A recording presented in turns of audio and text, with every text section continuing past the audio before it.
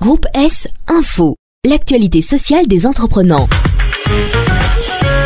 Christine Hernandez, bonjour. Bonjour Pascal. Négocier un accord raisonnable avec les travailleurs, penser au contrat de remplacement ou encore recourir à l'intérim sont des possibilités à envisager pour éviter que les périodes de vacances, souvent plus longues en été, n'entravent le bon fonctionnement des entreprises. Mais il existe encore d'autres astuces pour les employeurs. Oui, et une des plus courantes, c'est de faire appel à un étudiant. Sous certaines conditions, ce genre de prestation est d'ailleurs moins onéreux. En effet, si une cotisation de solidarité de 8,13% est d'application, aucun précompte professionnel ne sera dû. Quelles sont les conditions à respecter pour bénéficier de cette cotisation de solidarité avantageuse et de cette exemption de précompte professionnel? Premièrement, l'étudiant doit être occupé sous un contrat de travail étudiant écrit et portant les mentions obligatoires. Ensuite, l'étudiant ne peut pas travailler plus de 475 heures par année civile, mais ces heures à prester peuvent être déterminées librement avec l'employeur. L'occupation doit également avoir lieu en dehors des périodes de présence obligatoire de l'étudiant aux cours ou aux autres activités. Et pour terminer, l'employeur doit avoir effectué la déclaration d'IMONA à temps. Une autre possibilité, c'est d'augmenter les prestations du travailleur avant ou après ses vacances. Oui, et c'est possible grâce aux heures supplémentaires à prester sur une base volontaire. Chaque travailleur peut prester jusqu'à 100 heures supplémentaires par an. Ce seuil peut atteindre 360 heures par an sous couvert d'une convention collective de travail. De cette façon, votre travailleur pourra mettre les bouchées doubles avant ou après son absence. Aucun accord d'un organe interne ou externe n'est requis pour ce type d'heures supplémentaires et aucune raison particulière ne doit les justifier. Vous devrez toutefois conclure une convention écrite avec le travailleur concerné mentionnant entre autres le caractère volontaire de la démarche avant la prestation de ces heures supplémentaires. Cette convention doit être renouvelée tous les 6 mois et bon à savoir, ces heures supplémentaires sont soumises à un régime fiscal avantageux. Pour les travailleurs à temps partiel, il existe également la possibilité de prester des heures complémentaires. Oui, ce concept recouvre toute prestation effectuée par le travailleur à temps partiel en dehors de son horaire. Ces heures doivent être reprises dans le document de contrôle des travailleurs à temps partiel. En principe,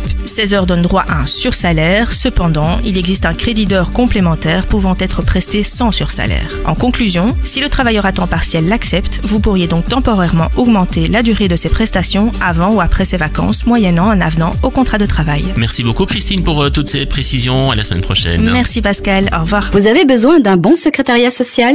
Ayez le réflexe, Groupe S.